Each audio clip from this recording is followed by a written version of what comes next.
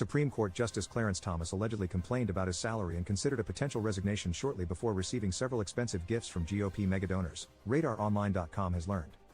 In the latest revelation to come after Thomas faced backlash for the secret trips and gifts he received from GOP donors like Harlan Crow and the Koch brothers, a new report by ProPublica found that the SCOTUS justice almost resigned from the court more than 20 years ago. According to ProPublica, Thomas traveled to a Georgia beach resort in 2000 to give a keynote speech for a conservative organization that also paid for the SCOTUS judge's expenses. Thomas reportedly sat next to former GOP House Representative Cliff Stearns, and their conversation led Stearns to believe that Thomas was considering resigning from his position on the Supreme Court. Stearns disclosed that Thomas informed him that one or more justices will leave soon unless Congress took action to increase the salaries of SCOTUS justices. In response, Stearns promised that he would look into a bill to raise the salaries of members of the Supreme Court.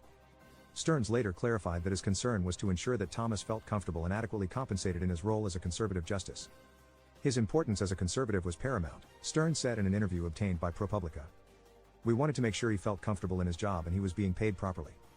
The outlet also noted that Thomas faced several significant expenses in the early 2000s, including the purchase of a high-end RV after borrowing $267,000 from a friend. Thomas's warnings about the need for pay raises gained traction among conservatives and legal circles, and it ultimately led former Chief Justice William Rehnquist to prioritize judicial pay raises in his year-end report. Thomas also reportedly advocated for a lift on the ban preventing justices from giving paid speeches.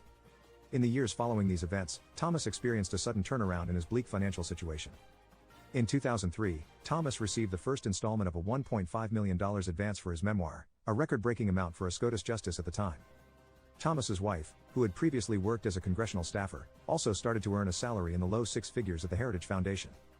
As RadarOnline.com previously reported, Thomas started to receive numerous expensive gifts throughout the 2000s, often from wealthy GOP megadonors that he had recently met. The SCOTUS justices' salaries had not increased beyond inflation adjustments by 2019, but Thomas appeared to have a change of heart regarding his compensation. "Oh goodness, I think it's plenty," he said during a public appearance that June.